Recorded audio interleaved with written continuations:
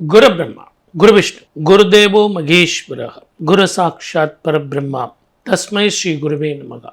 என் அன்பு next gen நேயர்கள் அனைவருக்கும் என் அன்பு வணக்கங்கள். குரு பெயர்ச்சி எப்படி இருக்கும், 12 ராசிக்கு எப்படி இருக்குன்னு பார்க்கறதுக்கு முதல்ல இந்த குரு பெயர்ச்சி முதல்ல எப்படி இருக்குன்னு முதல்ல தெரியணும். பிரபஞ்சத்துக்கு எப்படி இருக்கும், இந்த உலகத்துக்கு எப்படி இருக்கும். ஏன்னா சனி பெயர்ச்சி ஆகும்போது, சார் எனக்கு பிரச்சனை எதுனா வந்துடுமா, வேலையில் பிரச்சனை வருமா, தொழிலில் பிரச்சனை வருமா அப்படின்னு ஒரு பயத்தோடு அந்த ப்ரிடிக்ஷன் எல்லாம் பார்ப்பாங்க. ஆனால் இந்த குரு பெயர்ச்சி வரும்போது சந்தோஷத்தோடு பார்ப்பாங்க. சுப பலன் வரப்போகுது, கெட்டி மேளம் கொட்ட போகுது, வேலை வாய்ப்பு வரப்போகுது, வீடு வாங்க போகிறேன் அப்படின்னு நிறைய நமக்கே தெரியுமே. சுபர் பார்வை இல்லையா, ஸ்தான பலம் கிடையாது, அவருக்கு பார்வை பலம் தான் 5, 7, 9. அதில் இந்த ஆண்டு உங்களுக்கு பார்த்திங்கன்னா தமிழ் புத்தாண்டில் குரு ராஜாவாக வர்றார். இந்த குரு ராஜாவாக வரும்போது குரு கடகத்தில் போய் உச்சம் பெற போகிறார். 12 ஆண்டுகள் பொறுத்து இந்த வீட்டுக்கு வரப்போகிறார். ஒவ்வொரு வருடமும் ஒவ்வொரு புஷ்கரம் வேற நடக்கும். ஒவ்வொரு நதியில் குளிச்சிங்கன்னா உங்களுக்கு புண்ணியங்கள் கிடைக்கும். இந்த 12 ஆண்டுகள் கழித்து கடகத்துக்கு வரும்போது உச்சம் பெற்ற இந்த குரு இந்த பிரபஞ்சத்துக்கே நல்ல ஒரு வாழ்க்கையை கொடுப்பார். தங்கம் விலை ஏறத்தான் செய்யும், வெளியினுடைய விலையும் ஏற்றத்தான் செய்யும். எப்போ தங்க விலம் ஏறி இறங்கியிருக்கா, குரு நீச்சமாயிட்டாருங்க அதனால் தங்க விலம் குறைஞ்சிருங்கன்னு சொல்ல முடியுமா? இந்த எல்லோ மெட்டல் மட்டும் ஒரு முறை ஏறுச்சுன்னா இறங்கிறதுங்கிறது கஷ்டம். பிளாக் கோல்டுன்னு சொல்லக்கூடிய பெட்ரோல் ஏற்ற இறக்கங்கள் இருக்கும். இப்போ கொஞ்சம் ஏற்றமாக இருக்கும், மறுபடியும் இறங்கிடும். Share market up and down இருக்கத்தான் செய்யும். ஷேர் மார்க்கெட்டில் மிக கவனமாக இருக்கணும். இந்த ஆண்டு குரு பயிற்சி சார் அப்படின்னு எல்லாரும் சொல்கிறோமே ஒழிய 3 விதமான நிலைகளில் குரு பயிற்சி ஆகிறார்.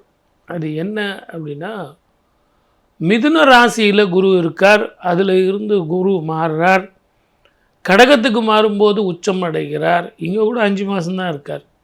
மறுபடியும் சிம்மத்துக்கு போய் அதிச்சாரமாக மாறுகிறார். அதிச்சாரமாக போயிட்டு திருப்பி வக்கரம் பெறுகிறார். ஸோ 1 வருஷம் இருக்கக்கூடிய குரு உச்சம் பாவம் கடகராசிக்கு பார்த்திங்கன்னா கண்டகச்சனி, அஷ்டமசனி அப்படின்னு 5 வருஷம் அப்படிங்கிறது 5.5 வருஷமாக போயிடுச்சு.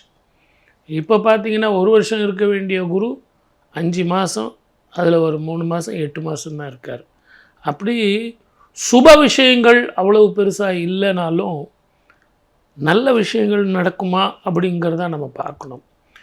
சனியும் செவ்வாயும் சேர்ந்து இருக்கிற இந்த காலகட்டத்தில் மீனத்தில் நீரினாலும் நெருப்பினாலும் இயற்கை அழிவுகளாலும் போர் பதட்டங்களாலும் பிரச்சனைகள் இருக்கத்தான் செய்யும். இதற்கு குரு பயிற்சி மாத்திரம் இல்லை, 2031 வரைக்கும் ரிஷபத்தில் சனீஸ்வரர் மாறும் காலம் வரைக்கும் இந்த அழிவுகள் இருக்கத்தான் செய்யும். அதே மாதிரி குருவனுடைய சாதகத்தினால மலை போல வர பிரச்சனைகள் பனி போல மாறும்ன்ற நம்பிக்கை நமக்கு உண்டு. அதே நேரத்தில் இந்த குருவோடு சேர்ந்து கேதுவும் இணைய போகிறார். ஞானகாரகன் 18 வருஷத்துக்கு ஒரு முறை அந்த வீட்டுக்கு வரப்போகிறார். அப்போ குருவும் கேதுவும் இணையும் காலத்தில் 12 ராசிக்காரர்களும் 27 நட்சத்திரக்காரர்களும் கண்டிப்பாக காசி, கயா, ராமேஸ்வரம் போயிட்டு பித்ருக்களுக்கு தர்ப்பணம் பண்ணுறது அப்படிங்கிறது ரொம்ப ரொம்ப விசேஷமானது.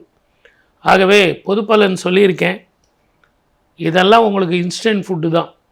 உங்கள் ஜாதகத்தில் எப்படிப்பட்ட பலன்கள் நடக்கும், மகாதிசைகள் இருக்குது அப்படிங்கிறத பார்த்து குரு உங்களுக்கு பலன் தருவாரா, உச்சமா நீச்சமா, குரு தசை நடக்குதா அப்படிங்கிறத பார்த்து தான் பலன் சொல்லணும். இருந்தாலும் யூடியூப்பில் ஒரு இன்ஸ்டன்ட் ஃபுட்டு மாதிரி இந்த குரு பயிற்சி எப்படி சார் இருக்கும் அப்படிங்கிறதுனால இது கொடுத்துருக்கேன். பொது பலன் சொல்லியிருக்கேன். சர்வ ஜாக்கிரதையாக இருங்க.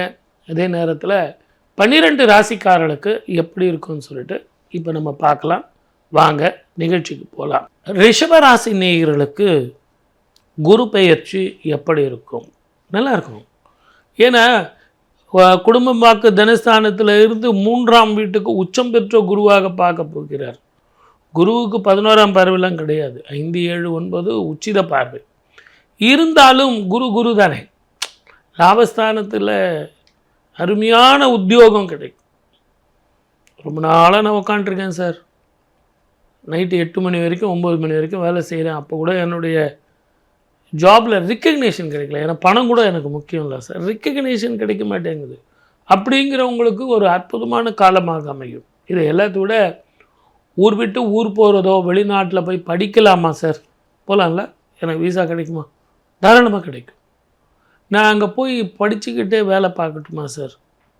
இல்லைனா வேலை பண்ணிக்கிட்டே படிக்கலாமா சார்? எப்படி வேணாலும் பண்ணுங்க, பிரச்சனையே இல்லை. உங்களுக்கு எதை தொட்டாலும் பொண்ணு ஆகும். ரொம்ப நாளாக இந்த கல்யாணம் தடைப்பட்டது இல்லையா, நாகதோஷம், பித்ருதோஷம், செவ்வாதோஷம் அப்படின்னு வகை வகையாக எத்தனையோ ஜோதிடர்கள் சொல்லி உங்களுக்கு நிறைய தடைகள் தடங்கல்கள், நீங்கள் ஆணாக இருந்தாலும் சரி பெண்ணாக இருந்தாலும் சரி, அப்படிப்பட்டவர்களுக்கெல்லாம் நல்ல திருமண வாழ்க்கை வரும், கெட்டி மேளம் கொட்டும். எனக்கு கல்யாணம் ஆயிடுச்சு சார், அப்போ குழந்தை பாக்கியம் கிட்டும், நல்ல சத்சந்தானம், பேர் சொல்ல ஒரு பிள்ளை கிடைக்கும். அதே மாதிரி நல்ல படிக்கிற குழந்தைங்களுக்கு நீங்கள் விருப்பப்பட்ட குரூப் கிடைக்கும், யூனிவர்சிட்டி கிடைக்கும். நான் அமெரிக்கா போக முடியுமா சார்? சார் அவர் தான் எல்லாரையுமே வெளியே அனுப்பிச்சிட்ருக்காரு, இந்த நேரத்தில் எனக்கு போய் அமெரிக்கா கிடைக்குமா சார்? அப்படியே நான் போனாலும் நிம்மதியாக இருக்க முடியுமா சார்? உழைக்க தெரிந்தால் எங்கே வேணாலும் பிழைக்கலாம். தமிழனுக்கு உழைக்க தெரியும், அவன் எங்கே வேணாலும் பிழைச்சிக்குவான். இது இன்றைக்கி இந்த ஒரு டோர் மூடி இருக்குது அமெரிக்கா அப்படின்னா, அடுத்த நாடு நமக்கு இருக்குது. அதுதான் குரு பார்வை. அந்த குரு பார்வையை நீங்கள் பெற்றுக்கொள்ள வேண்டும் அப்படின்னு சொல்கிறது எதற்காக அப்படின்னா, ஆலங்குடி குரு கோவிலுக்கு போயிட்டு வாங்க. நான் வெறுமனை போனேன் சார், ஆபத் சகாயேஸ்வரரை பார்த்தேன், நான் பூஜை பண்ணேன் அப்படின்னா மந்திரமா பண்ண முடியும்? சில தானங்களும் தர்மங்களும் அந்த கோவிலில் போய் பண்ணிட்டு வந்தீங்கன்னா அற்புத பலன் கிடைக்கும். அந்த மாதிரி தான் மஞ்சள் வஸ்திர தானம். அந்த மஞ்சள் வஸ்திர தானம் நீங்கள் பண்ணிட்டு வந்தீங்கன்னா, சுவாமிக்கு அபிஷேகம் பண்ணிங்கன்னா, அந்த பால் தானம் செஞ்சிங்கன்னா, அதுவும் பசும் பால் நீங்கள் தானம் பண்ணிட்டு வந்தீங்கன்னா அற்புதமான பலன் உங்கள் கைக்கு மேலே கிடைக்கும்.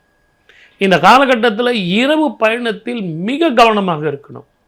நான் 2 வீலரில் போகிறேன் சார், 4 வீலரில் போகிறேன் சார், நான் அவனை நம்புகிறேன் இவனை நம்புகிறேன். அதே மாதிரி பிஸ்னஸில் நான் நிறைய லோன் வாங்கி கடன் வாங்கி எக்ஸ்டென்ஷன் பண்ணேன் சார், அதெல்லாம் கொஞ்சம் வேண்டாம். அதே நேரத்தில் உங்களுக்கு கான்ஃபிடென்ட் இருக்கிற தொழிலில் தாராளமாக கடன் வாங்கி பண்ணுங்கள், அடுத்தவனை நம்பி பண்ணாதீங்க.